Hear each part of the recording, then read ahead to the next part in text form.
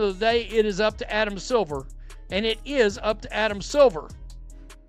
Cunningham told USA Today she thinks the WNBA can provide an environment where players, officials, and fans can have broad discourse that includes both basketball-specific and social and cultural issues. Quote, people are like, you have this platform, use it. Then once you use it, it's like, go back to playing basketball. I think the reason I stated that is because you go into the media, it's not anything even about basketball. And here is the main point Cunningham has been building toward. She wants athletes to have room for open discussion. Her argument is basically that players are constantly told to use their platforms, but when they say something that someone dislikes, the response suddenly becomes, stop talking and just play basketball. That contradiction exists across sports, not just in the WNBA. Fans often support athlete activism when they agree with the message. Teams celebrate players speaking out when those opinions match the organization's views. Media outlets praise athletes for being authentic until that authenticity becomes uncomfortable. Then people suddenly start saying athletes should only talk about sports. Cunningham is saying she can do both. That does not mean every opinion from every player should be supported. It means a league that claims to value player voices has to accept that those voices will not always agree. That is much harder than simply promoting a slogan about empowerment. Real freedom of expression means allowing disagreement. One player may have a social or political view that another player strongly rejects. One coach may speak openly about an issue while another wants to stay out of it. Fans may cheer one person and boo another. The league still has to maintain professional standards without treating disagreement itself as misconduct. That is where the commissioner's role becomes important. The rules need to be clear enough that players understand the limits, but also broad enough that the league does not appear to reward only opinions it agrees with. Now think back to Toronto. Cunningham was booed, but she did not demand that everyone support her. She recognized that the crowd was passionate and thanked them for supporting the event. That is actually a simple example of the principle she is describing. Speak your mind, let people react, and then keep playing basketball. The real challenge begins when the disagreement goes beyond words. I think I could do both. Oh, but they don't like how you speak, Sophie. Well, they don't like that at all. You have upset the apple cart? Is that right? Yeah, that's right. She's got them up in their feelings. The host believes Cunningham's willingness to speak openly could upset people inside the WNBA. We cannot confirm from this transcript exactly who disagrees with her comments, so that part should be treated as opinion rather than fact. But the larger issue is worth discussing. Cunningham has built a public identity by saying things that can create strong reactions.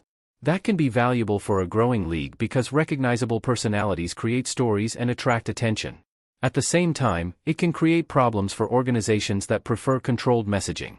The WNBA cannot ask players to become bigger stars and then expect those stars to become less outspoken as their platforms grow. More visibility creates stronger personalities create more disagreement, and disagreement creates more attention. That does not mean controversy should become the entire product. Basketball still needs to be the main focus. But ignoring the importance of personalities would mean ignoring how modern sports actually work. The NBA understood this years ago. Rivalries, arguments, press conferences, podcasts, contract disputes, different playing styles, and personal brands all became part of the larger sports entertainment world. The WNBA is increasingly entering that same environment. Because of that, the commissioner needs to understand the difference between controversy that truly harms the league and controversy that simply shows people care. Toronto fans booing Sophie Cunningham is not automatically a league crisis. In some ways, it shows that Cunningham has become recognizable enough for fans in another city to have a strong opinion about her. That kind of attention can be valuable. The real leadership challenge is not removing every disagreement. It is making sure those disagreements do not turn into chaos inside the league. Again, when they go to add gender testing, whenever that happens, if it does happen, and one way or another it's going to happen. So then you're going to see the league needs some leadership, because I believe you're going to have players that are going to revolt, and evidently coaches too that are going to revolt because they said, yeah, we don't want dudes playing basketball. And then you're going to have a feud between some players and other players, and I think the woke players are going to refuse to play is actually what I think. This is where the source moves into a much more speculative discussion about future eligibility rules, testing, and possible player resistance. None of the predicted walkouts or protests are established facts in this transcript, so they should not be treated as events that are guaranteed to happen. But if we remove the host's certainty, there is still a real leadership question underneath his prediction. What happens when the league eventually faces an issue where compromise is not possible? Every commissioner will eventually face a moment like that. It will not be a simple public relations argument where everyone can release statements and move on. It will be a real leadership decision where someone has to decide yes or no, eligible or ineligible, suspended or not suspended, play or do not play. Those moments show whether a leader truly has authority. That makes Cunningham's call for someone bold easier to understand. Bold leadership is not mainly about giving angry interviews or making dramatic statements. It is about creating a rule, explaining it clearly, applying it consistently, and accepting that some people may strongly disagree with the decision. That is why being a commissioner is so difficult. If you avoid every controversial decision because you are afraid of the reaction, people may eventually believe you have no control.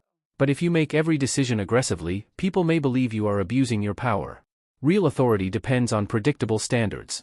That should be the test for whoever leads the WNBA in the future, whether that remains Cathy Engelbert or eventually becomes someone else. The question should not be whether one political group loves the commissioner, whether every player agrees with them, or whether social media praises them for a day. The real question is whether that leader can create clear rules that players, teams, and fans understand before the next crisis happens. The WNBA is growing too quickly to manage every major issue through last-minute decisions and improvisation. You need a commissioner that's willing to get up there and say, if you don't play, we will replace you with other women who are waiting to come into the league for their chance to play.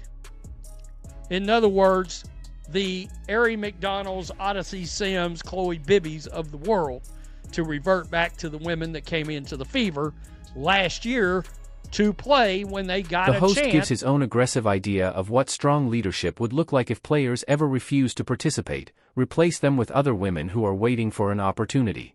Again, that is his response to a hypothetical future dispute, not current WNBA policy. You can disagree with that idea while still understanding the larger point he is trying to make. A professional league cannot work forever if people believe they can ignore participation rules whenever they dislike a decision. But the opposite is also true. A commissioner cannot treat players as easily replaceable workers and expect there to be no consequences. Star players bring fans and attention, players have contracts and rights, and collective bargaining exists for a reason. Labor disputes are handled through negotiated processes, not simply by a commissioner saying that anyone who disagrees can be replaced. That tension is what makes this job much harder than the simple rhetoric suggests. Being bold does not mean being reckless. Strong leadership does not mean always choosing the harshest option. Real leadership means being able to make an unpopular decision while still showing that the process was fair and legitimate. That may be the biggest point missing from many debates about Engelbert. People often judge commissioners based on whether they personally agree with the final decision. Players do it, fans do it, and the media does it. But commissioners are responsible for managing the system. The better questions are whether the league makes consistent decisions, whether the rules are clearly explained, and whether similar situations are handled in similar ways. If the answer is yes, people can dislike a decision while still respecting the system. If the answer is no, every controversy can make it look like the league is making up the rules as it goes. That becomes especially dangerous during a period of rapid growth because new fans do not have decades of loyalty to the league. They can leave much faster if they believe the product is chaotic or poorly managed. Classy. She's classy. She knows how to deal with the media. Why not just make her commissioner? I'm throwing it out there because, believe it or not, you could get somebody worse than Cathy Engelbert, fans. Some of the rumors I have heard, oh shit. And now the source takes the argument to its extreme conclusion. Why not make Sophie Cunningham the commissioner? Obviously, that is not a serious idea.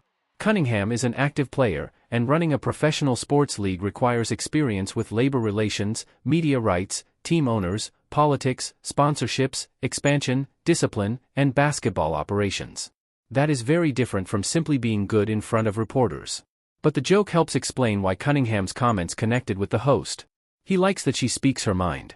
He likes that she accepted the boos without getting offended. He likes that she openly questioned the direction of the league's leadership.